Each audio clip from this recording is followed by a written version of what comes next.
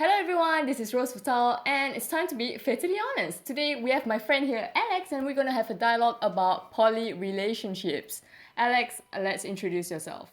Alright, hey, my name is Alex and I'm a student. I'm studying social psychology and right now I'm working on my thesis, which is precisely about polyamorous relationships and jealousy specifically. Okay, that's pretty interesting because I've never been in a poly relationship because I'm more towards the, monogamous side of things. And for you, how do you identify yourself as? If we're going by sexuality and gender-wise, Yeah. I am cis female. My pronouns are she and her, and I would consider myself bisexual. Okay, great. When I say bisexual, Yeah. I mean every gender. Okay, great. Which means it's including anyone who's pansexual as well, and Yeah, all right. absolutely. Okay, that's to make it clear. Yes. So, how do you view sex as? I see sex as any contact with genitals, whether that would be genital to genital, genital to hand, mouth to genital. Yeah. All of that is sex. Okay, so But then there are also different versions of sex because you can have cam sex, right? yes, Where you don't Like even touch virtual- each other. yes. Yeah, and I think mutual masturbation could also. So you don't necessarily even have to touch someone else, but as long as you're touching a genital or someone is touching their Yeah, genitals genitals. in the company of somebody else, I would consider that sex. Okay.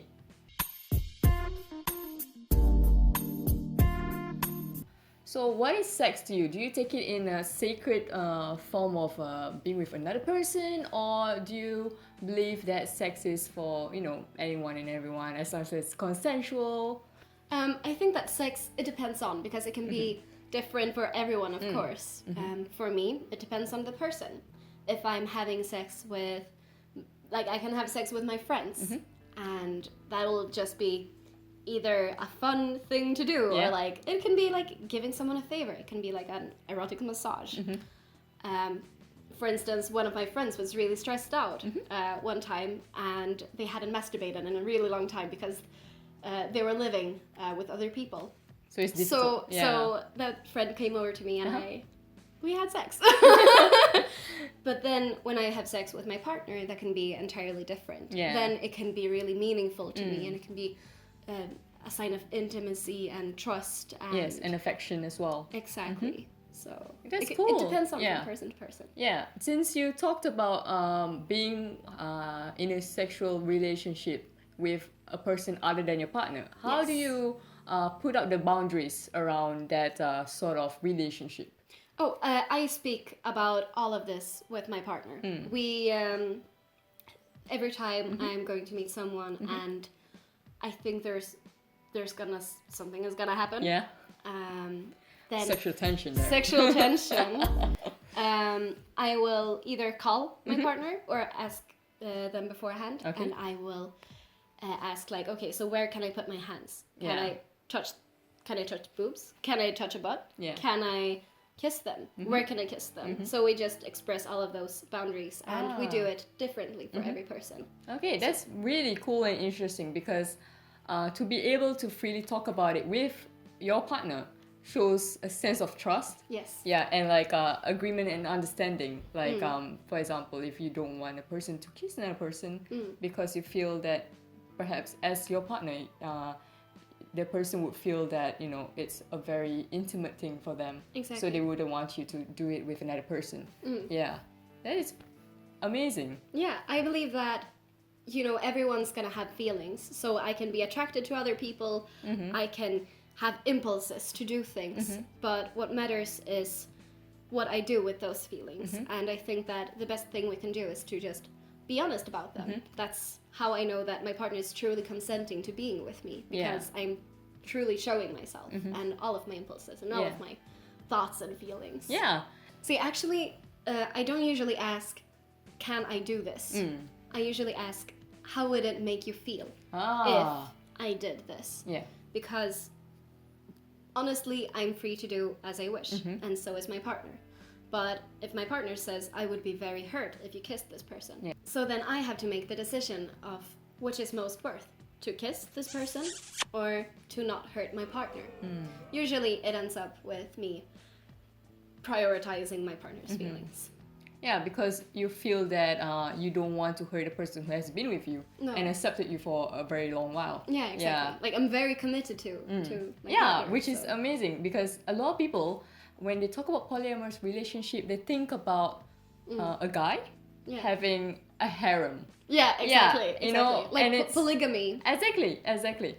And the way that people think of a polyamorous relationship is that the guy can do a lot of the different things without asking, but the girl generally can't. So it just doesn't compute in a proper polyamorous relationship because there's no such consent as, you know, like in that sort of like world where polyamorous relationships actually talk about consent and being able to understand and accept while being open about feelings instead of like, for example, let's say a monogamous relationship. Yes. You could be committed to a person but still have all these different feelings, and sometimes it could end up being disastrous in the future because they aren't allowed to freely explore these feelings and let their partners know, because they're afraid that their partners would be jealous and, you know, they would hold a grudge against them because of that.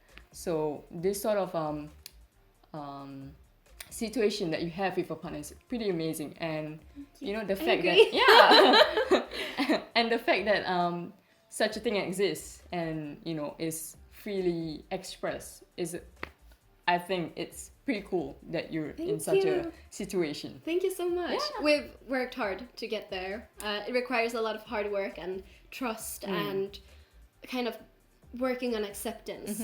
For a lot of people, even polyamorous people, it's not easy to accept that, oh, my partner might think that this person is more attractive than I am. Yeah.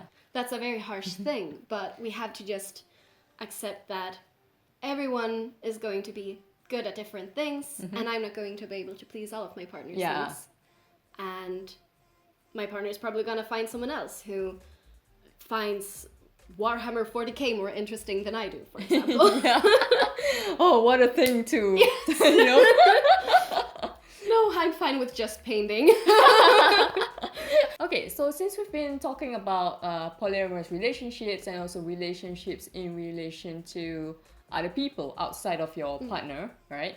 What is a relationship to you? What does it consist of? I think that any relationship that you say is a relationship is a relationship. Yeah, so like for example... So, it doesn't matter, like if I have a person that I kiss on the forehead every once in a while and we have dinner together but we don't have sex. If I still call that, if I say this is my relationship, it is still a relationship.